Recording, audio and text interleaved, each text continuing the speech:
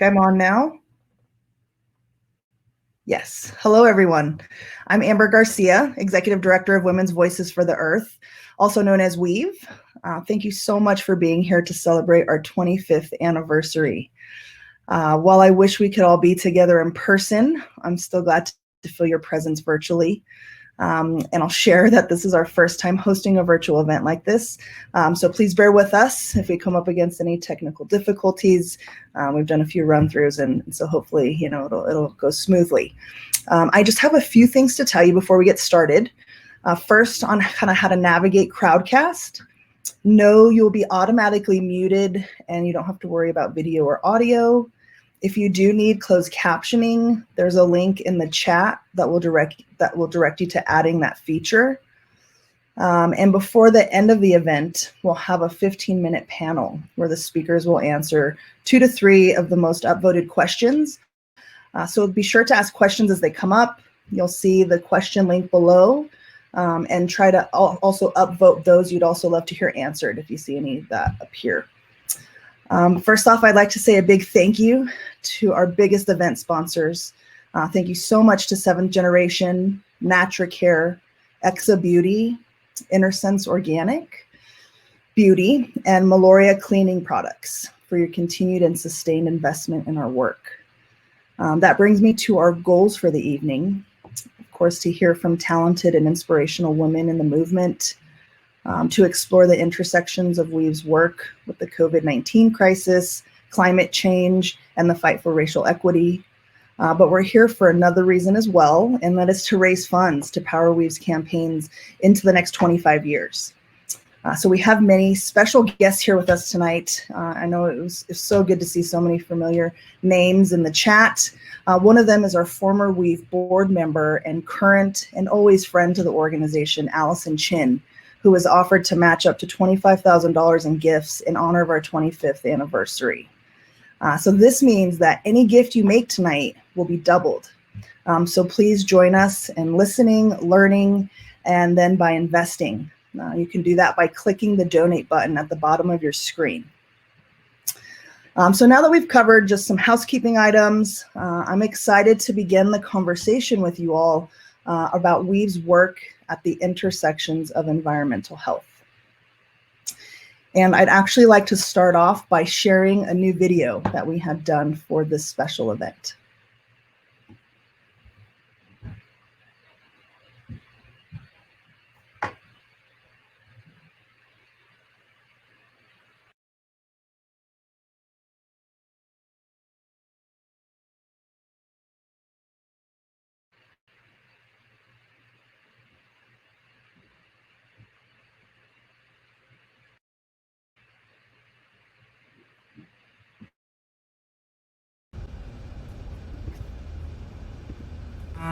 Every year, we are targeted. Women are told we need these things for our health and beauty. The truth is, many of these products actually put our health at risk. Corporations have decided they know best. Trust us, they say. Safety is our top priority. While hiding spermicides in intimate wipes, allergens in tampons, cancer-causing formaldehyde in hair straighteners, and ingredients linked to reproductive harm in fragrance. We're not buying it. Women's Voices for the Earth is here to demand accountability. For 25 years, we've fought corporate interests, demanding they put people over profits. And now, cleaning and personal care manufacturers can't get away with hiding toxic ingredients. The toxic exposure risk from menstrual and intimate care products has become a mainstream health issue. And we've rallied in the halls of Congress and at the doorsteps of the world's largest corporations to ensure that women's health is a priority. There's no doubt we've come far and there's a lot to celebrate. But the monumental challenges that lie ahead go beyond the label. Untested chemicals continue to be added to products we use every day. And powerful interests still control what we put into our bodies and dump into our environment. The voices of those overburdened by toxic exposure, namely women of low-income communities, young, trans, and non-binary people, and especially Black, Indigenous, and people of color, continue to be neglected. And so the work continues. The fight continues. We must keep going because they will not stop. Our advocates are leading campaigns in every state of our nation and beyond to put an end to these harmful practices. We will not stop until unsafe products are gone from our shelves entirely. Because it's not just about the products we use. It's about agency, and it's about ensuring that all of us, regardless of gender, race, or income, can have the peace of mind that we won't be harmed by the products we use. So bring your voice, your person, and your power, and join us. Together, we will build a healthy future. Together, we are women's voices for the earth.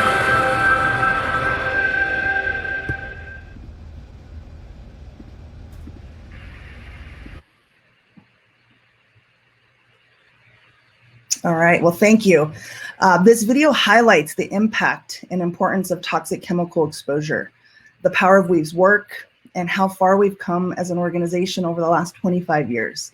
From a small but committed group of women in Missoula, Montana in 1995, to a national organization with tens of thousands of members around the country who together have power to influence the largest corporations in the world and pass laws that protect our right to live in a clean and healthy environment. Bryony Schwan is here tonight with us, and we'll say a few words later in the program, as well as Gail Gucci, who founded Weave 25 years ago in response to a lack of diversity and equality they felt in the environmental field. Bryony, Gail, and their friends felt that there wasn't a place for them at the table, and so they started their own table. They organized a conference where conversations happened that connected the dots between the environment, reproductive rights, and other social justice issues at the time. They saw that the people who were most impacted by environmental issues were also the least represented. And so Bryony and her colleagues started Weave with the vision to make space for everyone and to amplify the voices of people of all genders, races, and economic backgrounds. A lot has changed in 25 years, and Weave has celebrated many victories. And over the last decade alone, Weave's work has transformed the way that corporations and regulations address ingredient transparency, which means we now know more about chemical makeup of products than we ever have before, allowing us to hold corporations accountable for their toxic exposures to our bodies and our planet. With the release of Weave's groundbreaking Chem Fatale report back in 2014, we helped make the safety of period care products a mainstream issue through our scientific reports, media, and through face-to-face conversations with community members, all of which have helped create a shift in the manufacturing and marketing of period care products to address those health impacts, to address accessibility to safer products and gender language that has long ignored the full lens of people who use menstrual care products. And we're at the decision-making table now with some of the world's largest corporations who know the power of our members, who know the power of our relentless research, and who know we will not tolerate policy or practices that do not prioritize people over profits.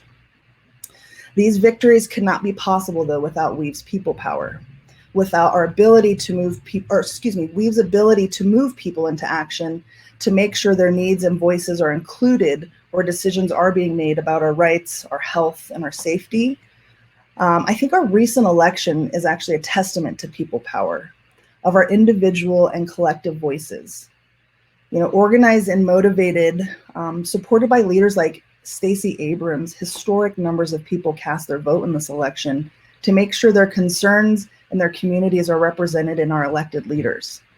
We have so much to celebrate from this election that has created a clearer path and new possibilities in our work, but we know there's still a lot this new administration must do to protect our health, to build back some of those environmental regulations that have been stripped away, to prioritize the people that are overburdened by harmful exposure, and to push forward new policy that prevent toxic chemicals from ending up in our bodies and our homes in the first place. So, you know, corporations are still willing to risk the health of people and the planet to increase their bottom line. And Black, Indigenous, people of color, and people living at the fence line of toxic industries bear the brunt of this environmental racism. This and the passion of advocates like all of you is what keeps Weave going every day. But it isn't just about keeping it going, right? It's also about being intentional on how we keep it going, by recognizing the different ways that people are impacted by toxic exposure and how other issues compound and intersect for different communities. In the progressive space, you probably, are hearing terms like intersections or intersectionality. This term was actually coined by activist and scholar Kimberly Crenshaw, and she defines it as, and I quote, a lens through which you can see where power comes and collides, where it interlocks and intersects. It's not simply there's a race problem here, a gender problem here, and a class or LGBTQ problem there, and I end quote. So different parts of people's identities intersect, creating overlapping and interdependent systems of advantage or disadvantage. The reproductive justice movement, actually, in the political home that brought me to this section of the work, is grounded in this lens. And for the past few years, we've been working at the intersections of environmental health by working on issues beyond toxic exposure and with allies in the reproductive justice, racial justice, and climate change movements. While the world navigates the COVID-19 crisis and our country grapples with division and the legacy of racial inequality, we're committed to deepening and expanding our work. So this means considering things like where people live, where people work, what products are sold in community stores, where products are produced, who has access to supportive and affordable healthcare, who makes a living wage, how products are marketed to us because of our race or our gender. All of that impacts the way we are exposed to toxic chemicals. And WVE has always recognized that communities of color are uniquely and disproportionately impacted by toxics. These folks are more likely to live at the fence line of toxic industries, to be more aggressively marketed the most toxic products, to have less access to healthier alternatives due to cost and availability, and to use toxic products in their jobs. And we're committed to addressing inequity and systemic racism. I feel strongly that this work begins internally. And what that looks like, is beginning with hiring people of color onto staff, having more representation on our board. As a result, our board and staff is now made up of 40% people of color and 25% LGBTQ folks. And over the past year and a half, we've worked on training our whole team in justice, equity, diversity, and inclusion practices. And in the coming year, we'll begin an anti-racism audit to examine dominant culture habits within our organization and model what leading with our values looks like. And externally and programmatically, by uplifting and resourcing the people who are overburdened and underserved, and by supporting and continuing to build meaningful partnerships with organizations and community leaders who serve these groups directly. In the face of COVID-19, WVE's work on cleaning products became especially necessary as people turned to toxic disinfectants more than ever in hopes of protecting themselves, their families, and their communities from this virus. So disinfecting with safer alternatives is important for people at higher risk. However, for others, the risk of toxic exposure may outweigh the protective benefits. And actually what's further alarming is research continues to connect chronic illness, included those linked to exposures from toxic chemicals, with increased risk of both contracting and being harmed by coronavirus. So because of this, WVE has been creating and sharing resources specific to cleaning in the time of COVID-19 to help people navigate and balance cleaning while considering the health and environmental impacts. Through our work to clean up products, we're protecting both the health of people and the planet. Chemicals in products, wash down drains, they end up in our environment. Chemicals like galaxolide, which is a persistent fragrance chemical, chemicals like nanosilver, which is an antibacterial agent. And while chemicals like these might have perceived benefits in product, they smell good or they kill germs, we know that they wreak havoc on the environment. They build up in our waterways, they kill bacteria wherever they go. And so chemicals, these chemicals really have no place in our body and our environment, which is, why WVE was founded so many years ago. We also know that cleaning and personal care products are contributing to greenhouse gas emissions as much as cars, and that people in the communities where chemicals are processed for use in products are experiencing health impacts from pollution at a greater rate. So part of Weave's work is also questioning the need for so many products and encouraging conscious consumption. Consuming less products means less plastic, which means less manufacturing, which means less disposal and ultimately less emissions. So our speakers tonight will dive deeper into how these connections or these intersections are being made and what they look like in people's daily lives. We have Dr. Cohen talking about one of the top issues on everyone's mind, the COVID-19 crisis. And we also have two Weave board members, Isabelle Chaudry and Tamara Toles, who are here to tell us about how communities of color are disproportionately impacted by toxic exposures and how the fight against toxics is linked with the fight to address climate change. And I've touched on it here, and it will only become more clear as the evening goes, that toxic chemicals are not only a health issue, they're a climate issue, they're a class issue, they're a race issue, they're a gender issue.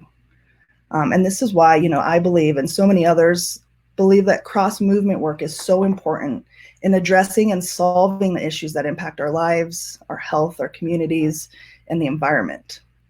So Weave is still committed to doing this work for the long term, and it will take all of us. So I invite you to consider how you see yourself in the stories you'll hear, in the celebrations, in the work that's ahead, and join us in taking action in whatever way makes most sense for you. And you can go to our website, you can get in touch with our staff, and we'll plug you in on whatever way makes sense as we navigate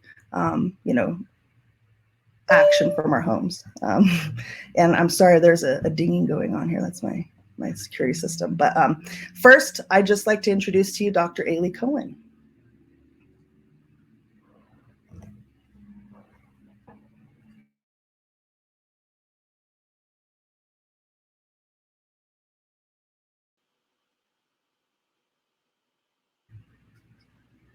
Hi, Ailey. Thank you so much for being here with us tonight. Hi, thank you for having me. Great. Everyone, Dr. Cohen is a physician and environmental health specialist who's here to talk about the critical connection between toxic chemical exposure and COVID-19. Allie lectures nationally on environmental health topics for schools and training programs, and she's a regular expert guest for television, print, and podcast. Her book, Non-Toxic: Guide to Living Healthy in a Chemical World, was released in September 2020, so September this year. So check that out if you're able to. We are proud to have Ailey as a Weave advocate, and so glad that she could join us tonight. Thanks, Ailey, and please take it away. Thank you so much. I'm just trying to turn on my timer here. So I have a very short period of time to talk about a very big topic, but I'm going to try to do the best I can. I want to start off with the statistics, with just the problem that we face right now in terms of chemicals. So every day in the United States, we import about 45 million pounds of synthetic chemicals.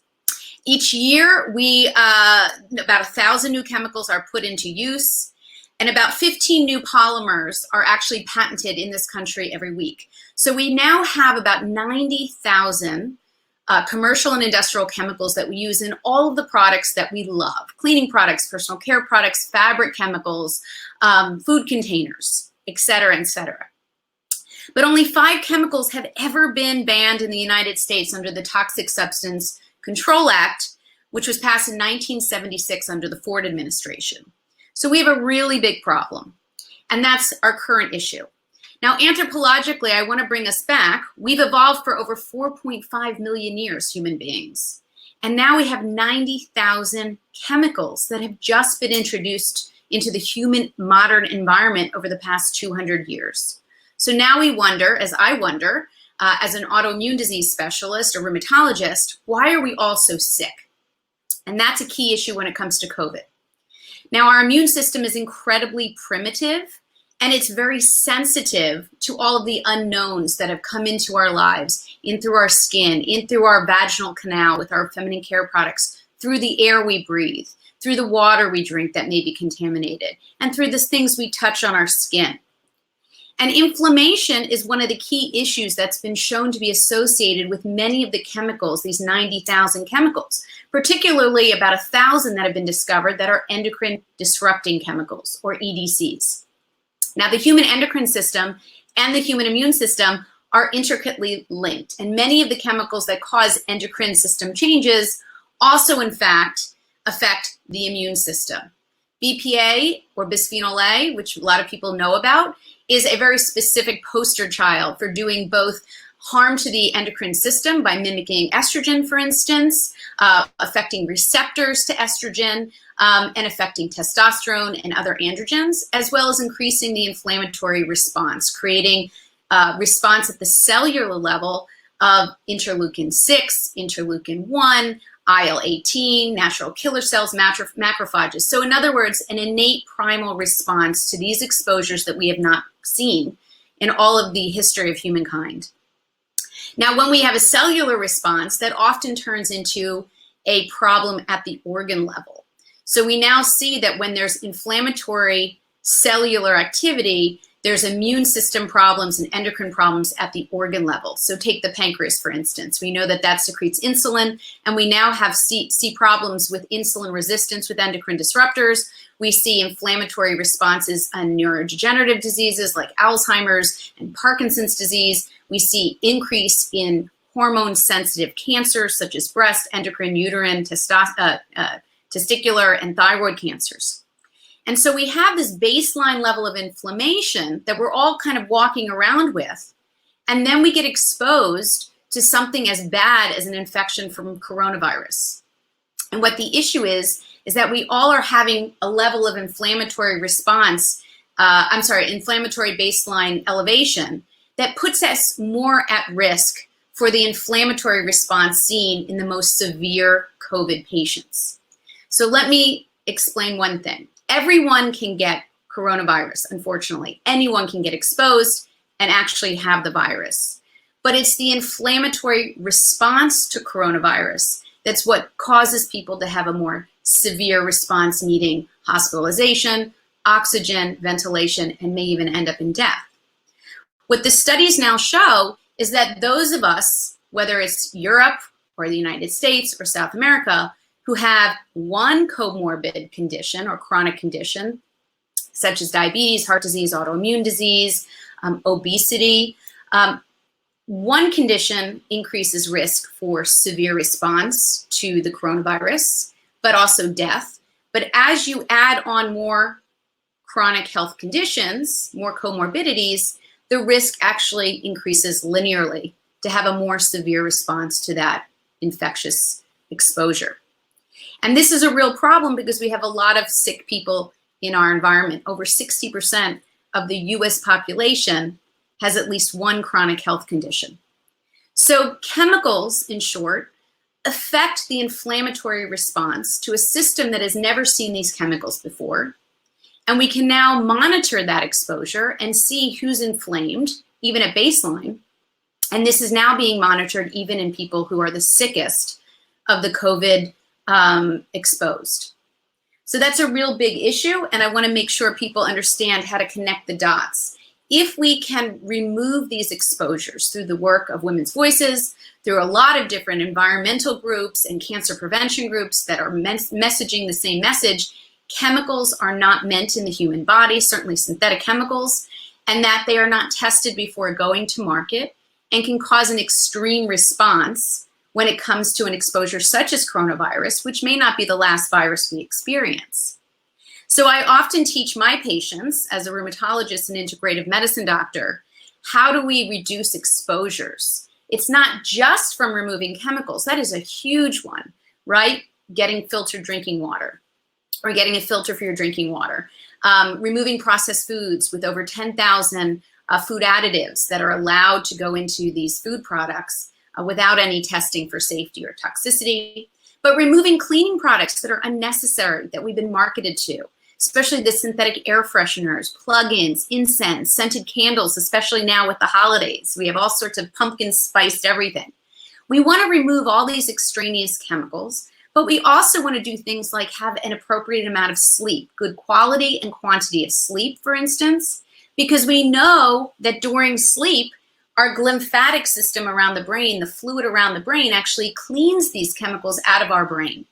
We want to get enough exercise to sweat many of these chemicals out, Or if you can't tolerate, I'm a doctor of arthritis, if you have bad knees and you can't do aerobic exercise, sauna is incredibly effective. We also want to think about reducing stress, which is very hard right now, but removing things like social media and getting outside with nature and walking and seeing green environments, removing toxic people as well, removing noise pollution. So these are all components of making us healthier human beings and helping to reduce chronic health conditions. But the environmental chemical exposure is one that was really unveiled. And we see that now in terms of the populations exposed, in terms of health inequity, in terms of different populations, African Americans, minorities of color. We know that this is a real problem, including health justice and environmental justice in terms of locations, food access, that kind of thing. So I want to leave, because I think I'm actually down to about 1 or 2 minutes. I want to leave people on a positive note. We are in this pickle. We know that there's a huge problem here, but we can all work to remove these chemicals in a slow and reasonable fashion at everyone's own pace. I was told, my book was mentioned, Non-Toxic Guide to Living Healthy in a Chemical World.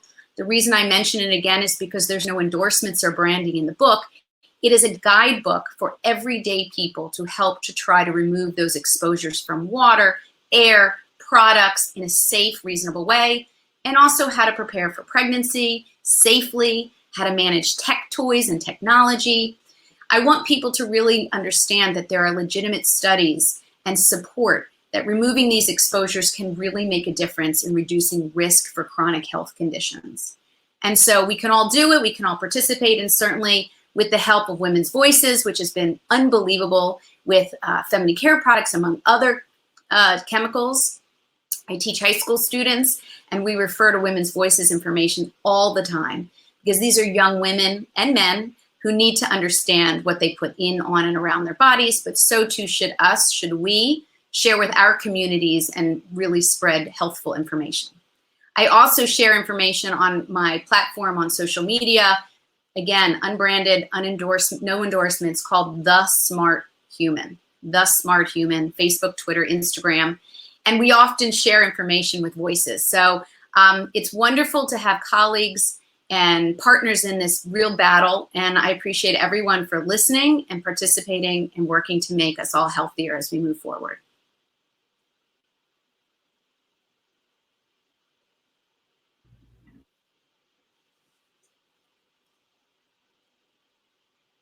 Oh, I can't hear you.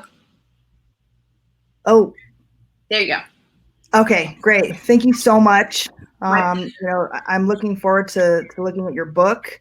And I think a lot of us, I know for me, sometimes I don't think about how many of those chemicals are making their way into our food. Sometimes we get so focused on some of the issue areas that we have that, those other areas are really good to think about. So thank you for illuminating that. And thank you for being here. My pleasure, and thanks for having me. It's a wonderful platform.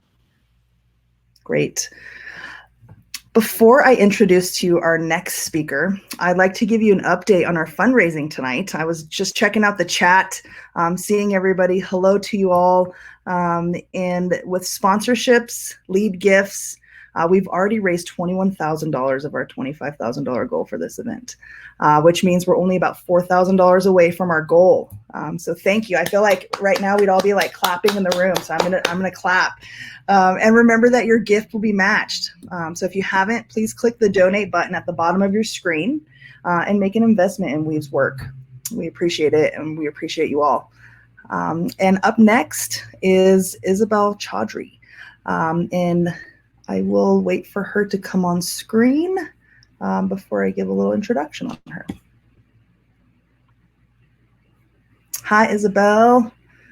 Hey, Amber. How are you? I'm doing well. Thank you for being here tonight. Thank you for having me. I'm excited for you to help us understand the intersection of environmental health and the movement for racial justice and equity.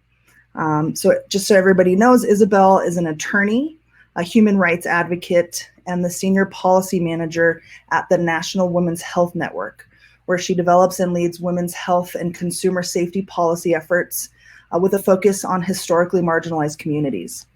Her advocacy has been recognized by Democracy Now!, PBS NewsHour, Good Morning America, NBC News, and a whole host of other publications and networks.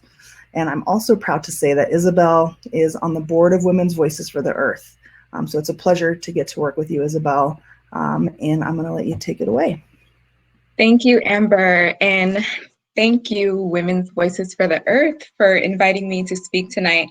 I really enjoy serving on the board as a member and engaging in this work at the intersection of environmental justice, social justice, and women's health.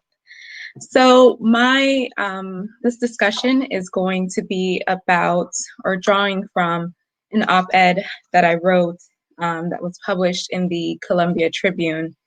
And I want to talk about, as Amber mentioned, some of the intersectional issues and groups that have been targeted by corporations.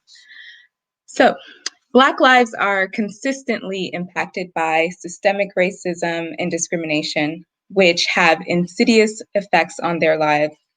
Those effects range from mental and physical health issues to police brutality to lack of socioeconomic resources as a product of capitalism, which is tied to racism, right? And so all of which have long-term negative impacts on community and the personal health of Black people. Black Lives Matter is not a trend that multinational corporations can use to appeal to Black consumers to keep those consumers, yet engage in racist practices against Black communities. Or is it? Because that is what is happening, and that's what has happened. One example I can provide is Johnson & Johnson, for example. Johnson & Johnson has marketed a product in Black communities throughout decades that has been thought to cause cancer. The product is their Johnson & Johnson baby powder. And the company continues to do so today. In May of this year, Johnson & Johnson announced that it would stop selling its talc-based Johnson baby powder in the United States and in Canada, though existing inventory would continue to be sold through retailers until it runs out. For decades, the company's own scientists raised red flags about this product, concerned that the talc in the baby powder could be tainted with asbestos. We know that asbestos has been known to cause health issues, including cancer and mesothelioma, which is a rare, aggressive form of cancer that develops in the lining of the lungs, abdomen, or heart. More than a decade ago, in 2006, the world's premier cancer research group, the International Agency for Research on Cancer, classified cosmetic talc as possibly carcinogenic. Despite these warnings, Johnson & Johnson not only continued to sell its talc-based baby powder, it sought out new ways to sell more of it to Black women. The company's internal 2006 marketing plans included a focus on, and I quote, underdeveloped geographical areas with hot weather and a higher African American population. And in 2008, just 2 years after the International Agency for Research on Cancer classification, Johnson & Johnson sought marketing proposals from an African American agency for the company's baby powder product line. And that same year, the company contracted with a North Carolina marketing firm called Segmented Marketing Services, Inc. to distribute 100,000 gift bags containing baby powder and other Johnson's baby products in Black and brown communities in Chicago. They also launched a $300,000 radio advertising campaign in a half dozen markets aiming to reach, and I quote, curvy Southern women 18 to 49, skewing African American. The impact on these communities is painfully clear. A 2016 study of Black women who used baby or powder for feminine hygiene had more than a 40% increased risk of cancer. Research also demonstrates that Black women who reported regular use of body powder were at greater risk for ovarian cancer compared to their peers who didn't use talc. So when the company committed on May 19 this year to discontinue production of its talc-based baby powder in the United States and Canada, this was a small sigh of relief for many consumer groups like my own group that I work for, who'd been advocating against this product for years. However, the company also announced plans to sell existing stock to retailers here until it runs out. So that was not great news. But then they also announced that they would continue selling this product abroad, which means this product will continue to impact Black communities, particularly in places like Africa, where it has operations in South Africa, Ghana, Kenya, and in Brazil, which is home to all three of its business segments. This decision to keep marketing the product internationally just echoed their earlier efforts to double down on marketing to Black and Latinx women and other historically marginalized groups.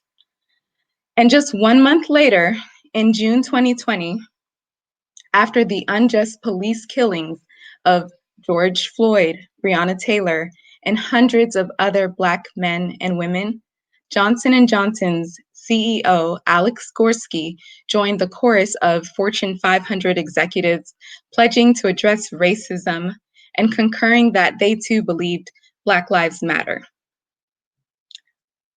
As stated by Black Lives Matter, the Black Lives Matter organization itself, and I quote, "Black Lives Matter is an ideological and political intervention in a world where Black lives are systematically and intentionally targeted for demise. It is an affirmation of Black folks' humanity, our contribution to society, and our resilience in the face of deadly oppression."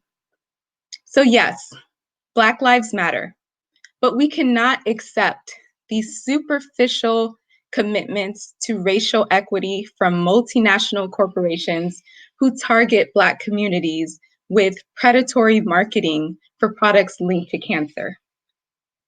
If this company cared about Black lives, it would commit to addressing the harm of these products.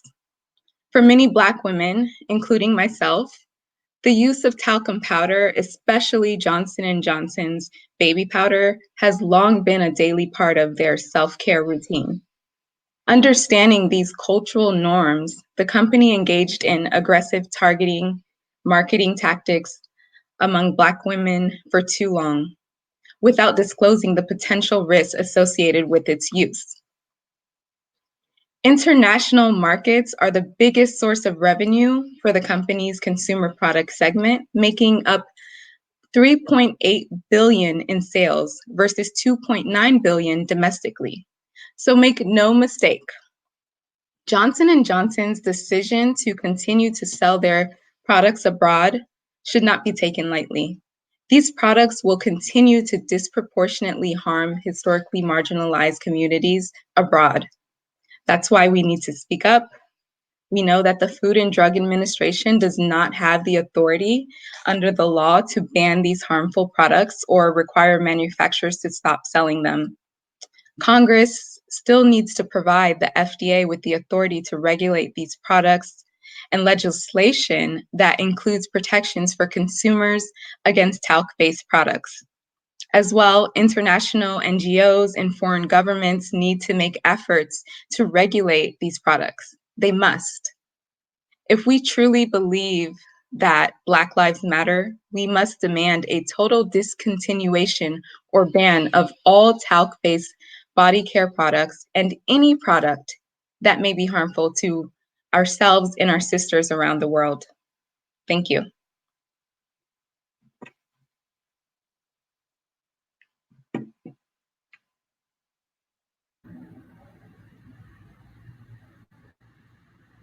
Gonna give it a couple seconds there. Can you hear me, Isabelle? I can. Okay, great. Thank you so much. Always so illuminating. I think I was actually talking to some of my family members who use the baby powder, and I'm seeing it. Some folks in the chat have been impacted by this as well. I'm sorry to hear about your mother, Carla, but happy that she's made it through. So thank you again, Isabelle. I'm honored to be in the fight with you and to have you on our board. And I will turn it over now. Yes, thank you.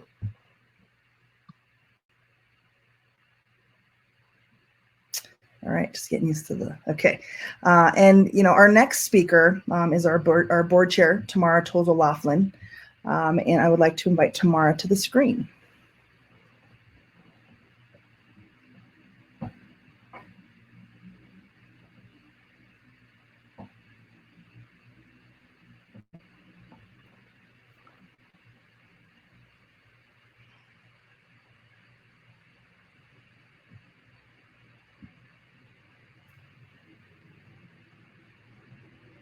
I'm hoping, I think this is one of those technical moments.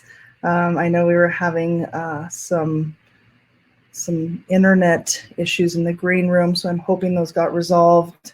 Let me see here if I'm having any messages from our facilitator. Okay, and thank you, Jamie. I see Jamie has linked in Tamara's full bio in the chat. So if you want to take a look, I'm not sure. I see a welcome Tamara in the chat. Maybe I'm not seeing her.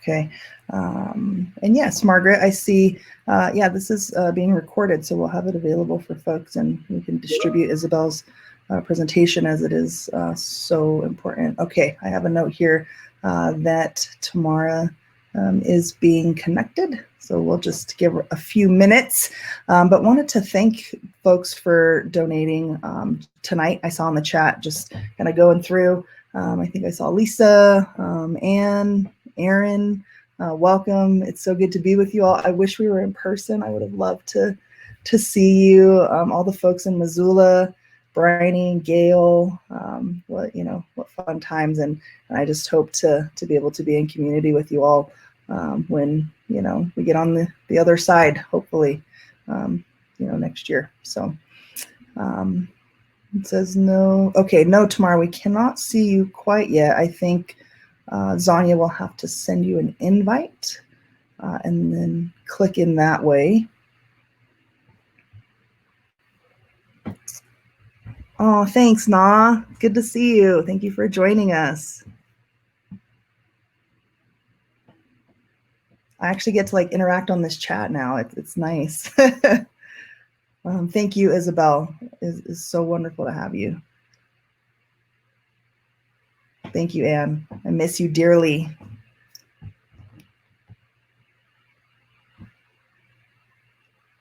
Aha, yes. All right. Hello, everyone. Hi, Amber. Hello, Tamara. Thank you. I'm so happy we got you connected. Yay. So, Tamara, I mentioned, is our board chair. And she is also an environmental advocate focused on people and planet, and is here to talk about why caring about climate change means caring about toxics. So Tamara is the North American director of 350.org, where she works to build multiracial, multi-generational climate movement that is capable of holding our leaders accountable to science and justice. In addition to being our co-chair, Tamara provides leadership for the Green Leadership Trust, Climate Power 2020, and more, and is also a member of Politico's Sustainability Forum, The Long Game, where she provides insights on issues of climate change and social responsibility. So again, I couldn't be more honored to work alongside of you, Tamara, and the stage is yours. Thank you. Thank you so much, Amber. I'm so excited to be here and to help celebrate 25 years of incredible community. I'm inspired as the organizational ambition has been matched year over year in leadership. The commitment and recommitment of just an incredible staff that has overseen the latest transitions under the courageous leadership of Amber Garcia. I'm proud to serve as your board chair and to have served on the board for nearly 6 years in support to Erin and now Amber. As we celebrate tonight this well-earned milestone of recognition, I just want to ground us a little and say that I'm really aware that we're all in an extended holding pattern. We are living our lives during a period of compound crises. No matter how we're showing up with our smiling faces, we show up in this space as mothers, as others, as women working through relentless transition as COVID, climate change, and congested politics change our everyday lives. We are struck with choices which we had not conceived of or imagined at a tipping point on issues of life and life less bountiful for the many, often at the cost for the many at the cost of a few. Each of us are faced with a call to action on issues of climate and health, of safety and access to resources. All of which is colored by issues of systemic racial injustice, which I know some of the other speakers have really lifted up. Whether we discuss it or not, we are all aware of the anxiety that hangs in the air as we're full of questions about ourselves and our futures, whether or not the next 4 years will include impactful efforts and meaningful interventions to address our collective need for care and repair. As a climate activist and a thought leader, I see my role as a supporter and booster for people and planet. At the top of my list is holding space for the creation of atmosphere of restoration and a place for healing. As a strategist, I help to shape our movement's response to cascading rollbacks, and we're at over 100 and counting, fighting environmental protections that so many of us have spent our years and energy working against.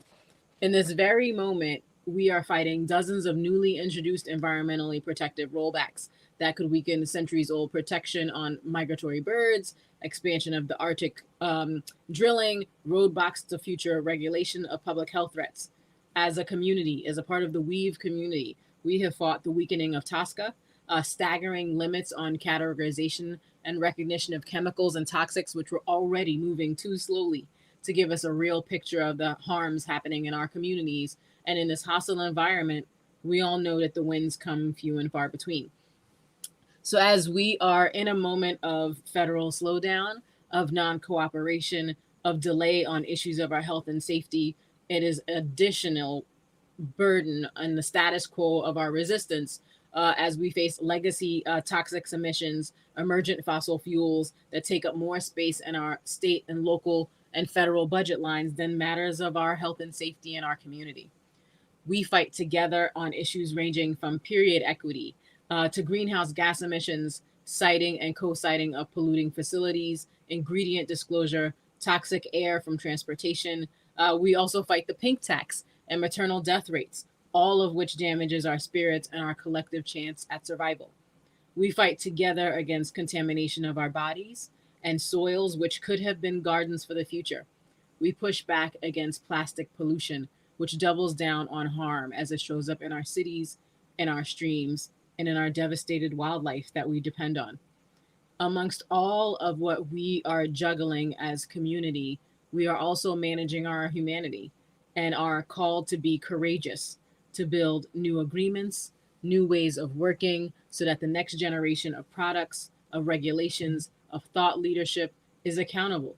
Because all of these issues are connected. We're no longer in a time when we could just hope for the best and work on the thing we care about with our heads down. We have to be thoughtful about what the whole system is doing and not doing. And it's our collective duty to hold it all in our sights as we make space to transition to all the ways of sustainable living for the greatest number and the least served. I know Isabelle probably touched on it and Dr. Cohen as well, but it's really important for me that I lift up the community that we're currently in as we struggle with the tension of our individual choices and needed systemic reckoning. It's time for both and thinking.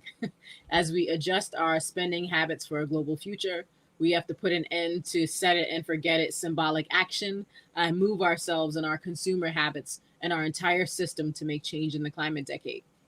This is our last best chance to make change for the good of generations. And as I have said before, I will say again, until bears sit around and try to figure out how to get us out of climate change, it's our job to get involved.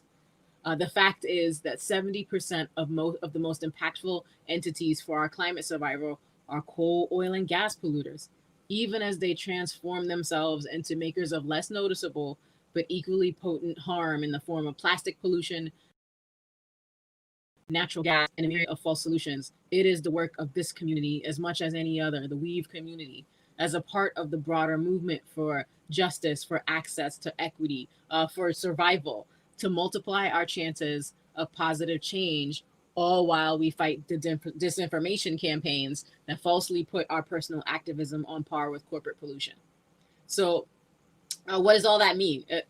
Really, it's about forming a place, coming to a place of balance about what it is we can do as an individual, how that's multiplied when we show up in communities like this one, and what we can do to really work together to make change for the largest number of people by looking past what we can do and really uniting with other folks. So just want to flag that the number of times I've used community is really intentional, just because we can't only be as good as the folks who are suffering the most in our community, and it's time for us to do better. What we do matters, but what we do together matters more. So that's a lot of bad news. What the good news is that we are not, in fact, in this alone. What we can do to save the planet are many things, but I'll give you just 5. 1, investigate your assumptions, the bias, the media you take in, and look for who's harmed, and align your interest and advocacy with impacted people. Like, so this is not about good or bad or what you're watching, but really just investigate whether or not you're keeping your eye on who's being harmed by a given thing. Organize at home. In the movement space, we call it kitchen table organizing. Enlist your loved ones to investigate the links between consumer choices and what the whole market is doing. If you're in the Weave space, you already get this. So now it's time to multiply your efforts with the folks who you care about. End your addiction to plastic, fragrance, and convenience, because it's so much easier to destroy your family. Think less carefully about what goes into your home and your body and your kitchen and your bathroom. So we're just going to have to end that addiction and stop doing what we already know is wrong. It's time to listen to communities that are calling for the end of pollution, however it shows up where they are, and hear inside of that call and a demand for the end of toxics embedded in it, even if those communities don't look like yours. So imagine what it would mean for you to imagine that a thing is not happening in your backyard is happening in your backyard. Because we're in a moment where we're balancing not in my backyard and yes in my backyard. And it's time for us to get in a community with people so we can make decisions, nuanced decisions that are not fast, that are not easy to make, and don't have simple answers. 5th, it's time to invest in our communities, to take part in Weave's calls to action and to attention, and really support that with dollars that fuel our shared success. Because again, what we each do matters. What we do together matters more. And every dollar that you give to this group, I can assure to you, goes out to make so much more happen. It scares the mess out of the big corporate entities to see such a small and mighty group of women throw down on a daily basis for your health and safety and mine. And so I think it's really important to put your money where it's multiplied. It's a great return on investment, and I'd be a terrible chair if I didn't ask you to do it. So thank you so much to each of you for taking time to celebrate with us. It has been an incredible ride to be a part of steering this organization towards success and sustainability. And I think it's really, really quite heartwarming to know that a good thing can keep going. 25 years is a fantastic milestone that was hard won by so many and sustained by even more. So thank you so much to this community for your energy, for your focus on what really matters, and for continuing to donate your time, your energy, and your community spirit to Women's Voices for the Earth.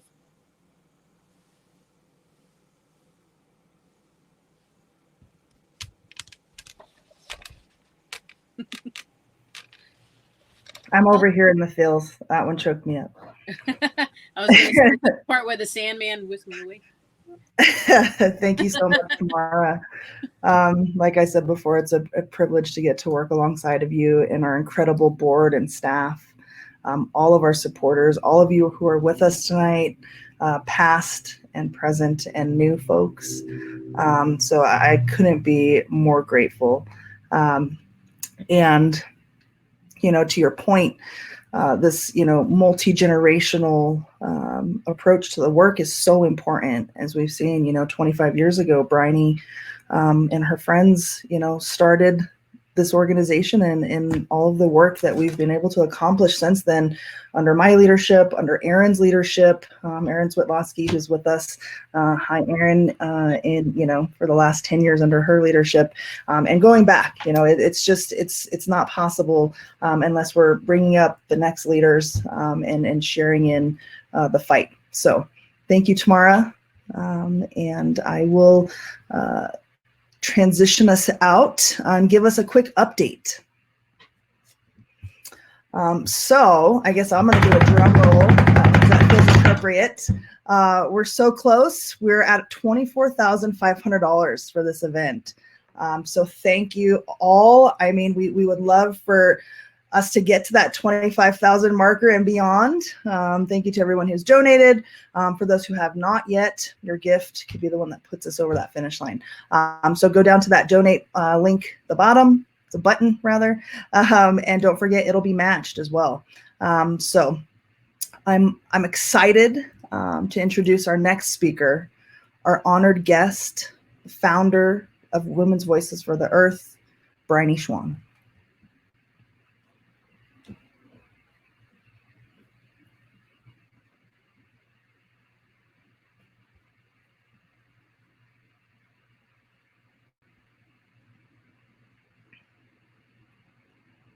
We'll give a second to connect here. I know we have, oh, great. Hi. Hi, Bryony. Hi, Gail.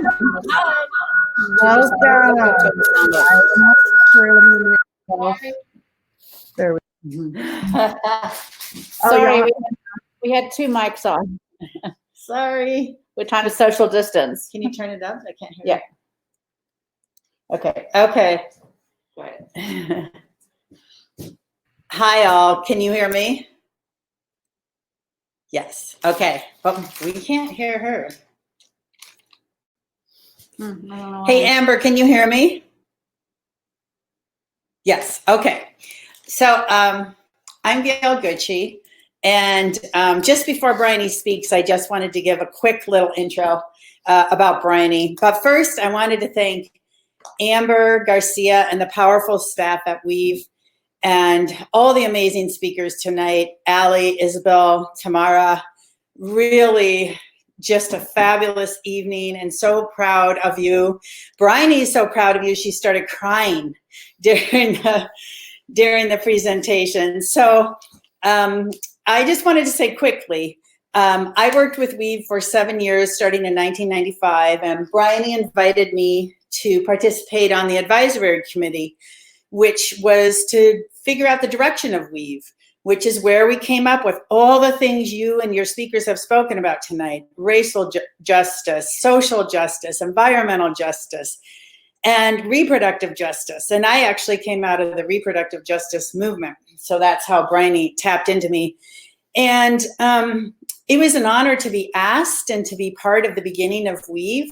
But I want to honor Bryony tonight, because without her vision, without her chutzpah, without her courage, and the shoulders that you all stand on her shoulders, we wouldn't be where it is today. And you have taken it national, international. It's so amazing to us. We've been just listening tonight and oohing and ahhing. So I really want to give kudos to Bryony Schwan for her leadership and for her vision in founding WVE. And I got her some flowers from all of us to thank her for her work. And now I'll introduce her so she can speak to you. Thanks, Gail. Thank you, Gail. Welcome, Bryony. Gail, thank you, everybody. So, yeah, as Gail said, I really have been pretty choked up, and I told her, I said, these masks are not convenient to cry in. But I'm just in awe of where WVE has gone and what you've all done. It kind of blows me away to think where the organization started and where it is today. You know, it's interesting. I think it was about 3 or 4 months ago, I was digging through an old box and I found a copy of my master's thesis. And my master's thesis was on gender, power, and the environmental movement.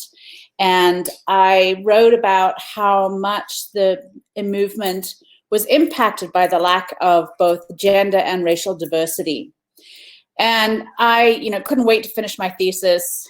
The thesis chair, the chair of my committee, really wanted me to publish the work, but I was so done with it when I finished, because I had started Weave while I was in graduate school, and trying to run and get a new organization up off the ground and publish a thesis was just not going to happen. So I shoved it in a box and I never looked at it again. Anyway, I found it the other day and I took it to my cabin for the weekend and I started reading it. And it was right at the height of all of the racial justice activism that was happening this summer around the Black Lives Matter movement. And I read it and I thought, gosh, you know, so much has changed and yet so little has changed. And the steep curve ahead of us in our work around environmental justice and racial justice is still as relevant today, if not more, than it's ever been. And I think one of the great assets of Weave is that we're an organization that really sees those intersections, the intersection between what's happening to our home, to planet Earth, what's happening to people of color, what's happening to poor communities, what's happening to women, and that we cannot work for justice and equity without really bringing all of these issues together and looking at the links that have been so eloquently articulated tonight by our speakers. And I am so moved by what I have heard tonight, and I'm so thrilled about where the organization's gone. So to close, I just want to encourage all of you to take out your wallets, take out your credit cards, and jump online and make a donation to Weave. As you probably know, women's organizations don't get funded nearly as much as more of the mainstream organizations. And so funding this work is critically important. And I know it's been a tough year. We've just gone through a really difficult election, but this investment is one of the most important investments you'll make. So please be generous, dig a little deeper, take out that extra credit card and PayPal, and make a donation to Weave tonight. And thank you all so much. And thank you, Amber, and thank you, the Weave staff and board, and all of you out there who are every day trying to make change in the world. I really appreciate it, and I love you all.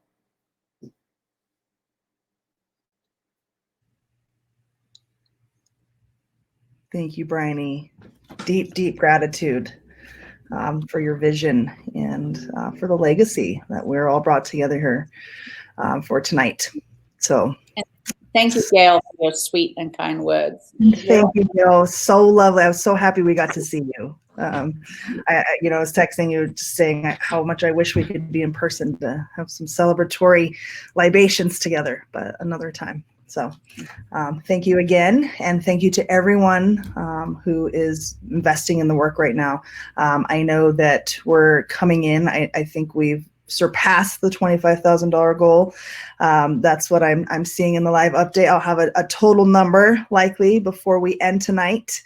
And I see it coming in now. But now I'd actually like to invite all of our speakers to join me back on screen to answer some of the questions from the chat.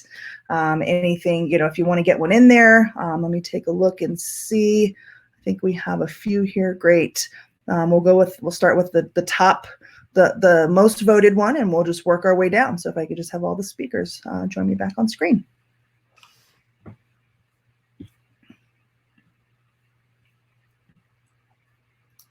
Hello.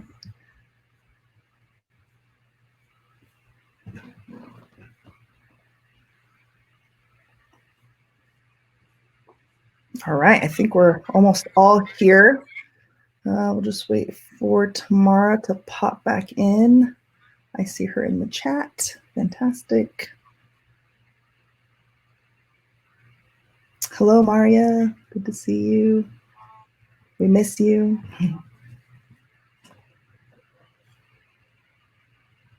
And Tamara, let us know if you're able to, or if you're having any connection issues. I think we'll get you just invited in. And I will actually give an update. We are now at $30,550. I can't say enough about how grateful and thankful we are to see that those donations come in. Holy cow, we kicked that one out of the park. So we're at about just over 30,000, and I'm guessing we'll just keep going up from there. Now that we have everybody back, thank you all. I am going to read out the first question here.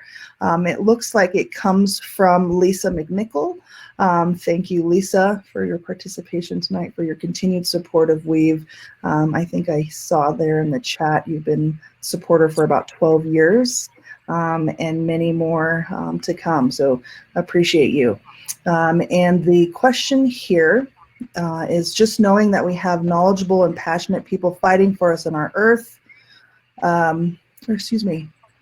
Maybe actually, I think I'm just getting to know this platform a little bit better. I think it is, what about Weave's work makes you optimistic for the future? There we go. And popcorn style, if you want to just kind of put your hand up. Okay, here we go, Dr. Cohen. As I mentioned in my talk briefly, I work with high school students and college students, and I'm trying to get this into schools nationally. And when I bring products in to the schools and I give a lecture, but then I toss them products and they look them up for toxicity off of EWG's database, and people feel represented. I recently had an African-American young woman who could not believe I brought in a product that was actually a 0 or a 1. And, and then I had another kid who, a boy who got an Axe body spray all organized in his head. I think that what your organization did for me was it taught me about an area of exposure that I really wasn't even well versed on. I don't think many doctors know much about environmental health anyway, really.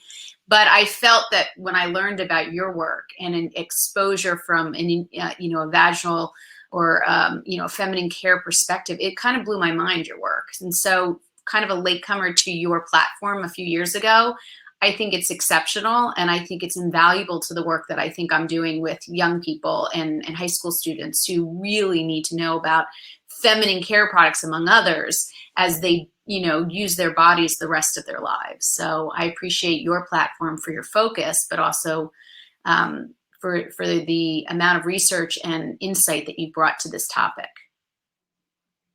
And I'll just piggyback off of Dr. Cohen and say that I really like that we do intersectional work.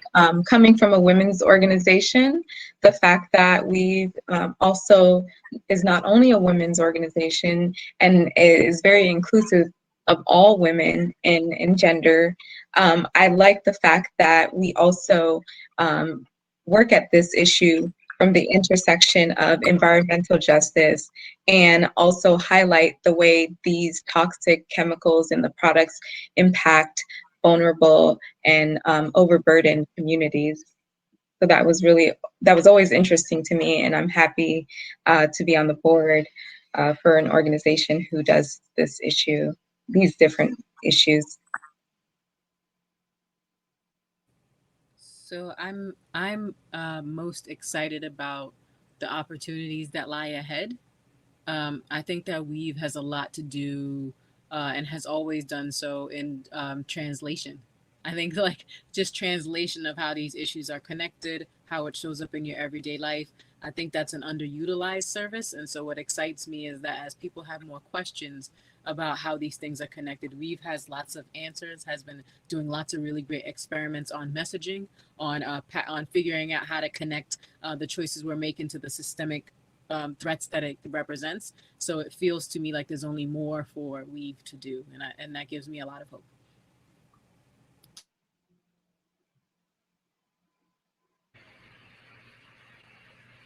Thank you all. Yes, hope, and lots of strategy. And next question up, I'm trying to navigate this here, is how can young people plug in and get started on environmental health work?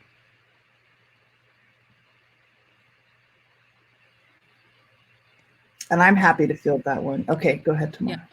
Yeah, as the social scientist in the space, I'll say that I think it's really important to go in your kitchen and investigate. Like, I think the thing you can do today is take stock of your actual life and start to make some connections about the patterns that you're seeing, the health concerns in your community, and just start doing what you did when you were a kid, learning how to read, looking on the back of the package. I think that it doesn't take, you don't have to have a group of other folks working on this to start to make those questions real in your life and to start to make choices, and then just dig deeper. I think Weave is going to make space for, this work is multiracial, it's multi-generational. I think that the more you immerse yourself in what you can do right where you are as who you are and the age group that you are, the more used you can be to this community. Yeah, and I'll just I'll echo that and add that I started talking about it before, but the importance of youth leadership development in movement building, right? It helps sustain our movements. And what we're committed to at Weave, when we talk about deepening and broadening the work, it's things like starting a fellowship program, creating avenues for young people to connect in, starting to organize with folks on college campuses. This past year, we started kind of laying the groundwork, building the infrastructure for our youth leadership development programming, which you'll see get launched in 2021 with a fellowship program that we'll have for each of our different issue areas. So we'll have some safe cleaning fellows, some detox the box or period and intimate care fellows, and then a salon worker fellow. And these folks, these young people are connecting in, and not only are they learning how to, we're doing skills building workshops with them, learning how to advocate, learning how to go and lobby, learning how to, give public presentations, learning how to organize their communities, to be able to then go and help support the policy work and the market campaigns and all the things that we've done so successfully for the past 10, 20 years. And it's building out that bench, if you will. So I love Tamara's suggestion of just going and checking out the products in your home, reaching out, joining us, and all the other different organizations doing work. Anyone else on that one? I think we have. Yeah, no, go right ahead. Yeah, I had a presentation at a university this week, Winston-Salem State University, and it was really good to interact with college students. One of the students followed up with me today, and as much as I think some of the organizations, women's health organizations and consumer groups like to write about these topics, it's not necessarily reaching the folks that we may need to reach. They're not necessarily reading our research papers and reports and articles. So I think having opportunities where we get to engage with young folks in an intimate setting is really great, would really be good. And I know that many of them don't know about, or some of them don't know about how these issues really impact them.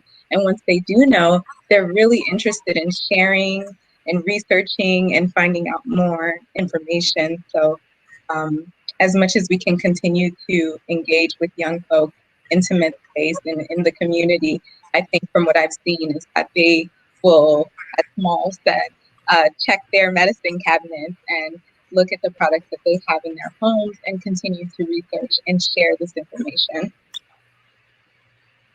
The several points that I found about teaching high school and doing pilot projects on environmental health with them, in short, they're incredibly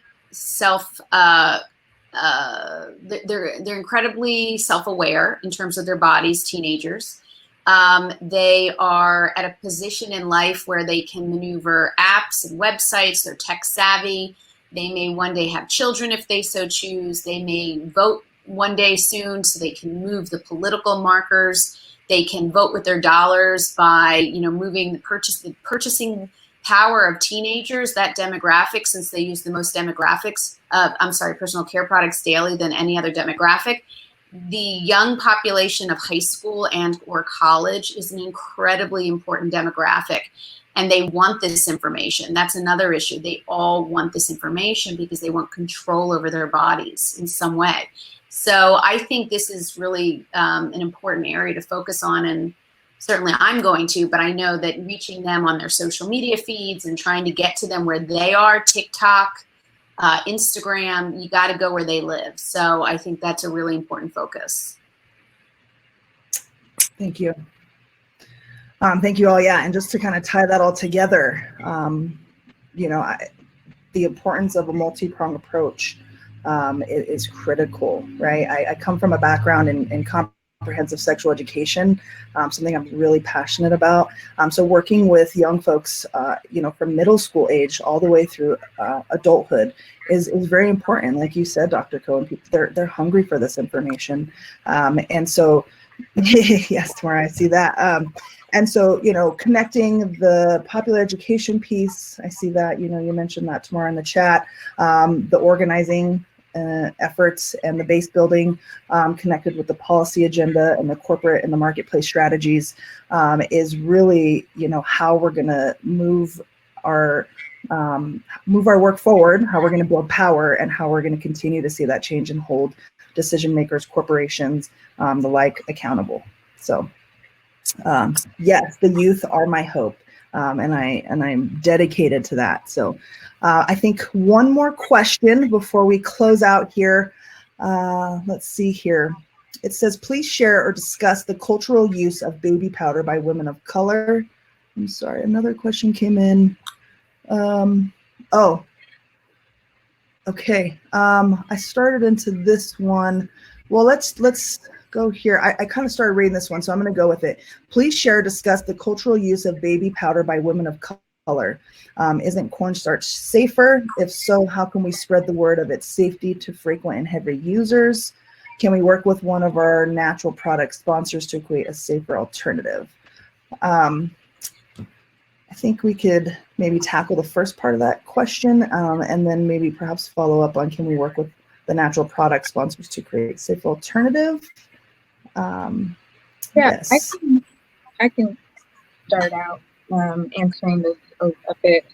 As I mentioned in the speech, there was a 2016 study that found that Black women who used powder for hygiene had a more than 40% risk of cancer.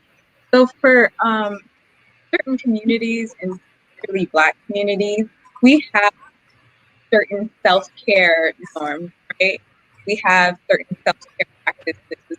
And I think corporations, multinational corporations have studied different community norms, cultural norms. They've targeted those communities. And I think in terms of alternatives, cornstarch is a good alternative. It's less likely to be contaminated with asbestos, right? It's during the mining process of talc, there's a likelihood that it could be contaminated with asbestos. Cornstarch doesn't have that risk, and cornstarch is available in stores, right? Johnson & Johnson even has a cornstarch alternative. Not that I would go with their particular brand, but there are alternatives to talc, and I think in terms of bringing that awareness to folks, I know with Weave and other groups, I think we start by, of course, including that in our reports, in our writings, and how we communicate with our members and other folks. And I can let someone else take the lead. I'm just happy to follow up and say that I think one thing that Weave has always done is look under the hood.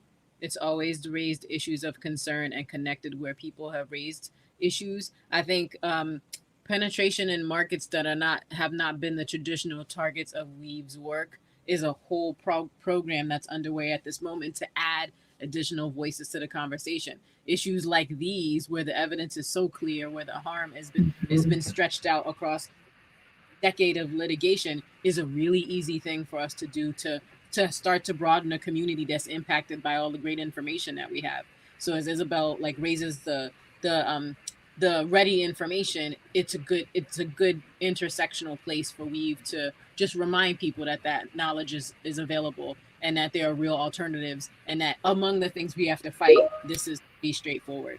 So I do think it's an easy lift relative to so many other things that we have to do, and it would be a nice thing to add to the complement activities that we, especially because going into your home and hosting parties is a part of our relational work, like talking about the most intimate spaces in our lives. This would be a hugely impactful, additional discussion point. So thanks for raising it. Yes. Great. Thank you both. And with that, we're just a couple of minutes over, but I would like to again just thank you all for being here. Thank you to our speakers. Thank you to our founders who joined us tonight. Thank you for everybody who's joined. I'm sorry I can't see your faces, but I feel you in spirit. And we crushed that $25,000 goal. So we couldn't be more grateful. We're excited to continue the work, like I said, in it for the long haul. And happy to have any of you join us. I know Alex, our Director of Science and Research, who's also been with the organization for as long as it's been in existence, just about, put in the chat a way that you can engage and take action on that J&J action. We will be, like I said, launching that fellowship program in 2021. Share it out with your networks. If you know any young people, if there are any young people on this call, which I'm sure there are, to folks who are looking for it, we would love to have you join the team, and be on the lookout for our organizing programming and volunteer programming to start expanding, and including ways to get involved on the ground in your communities, as soon as it's safe. So thank you all, and have a great night. Thank you. Thank you. Mwah.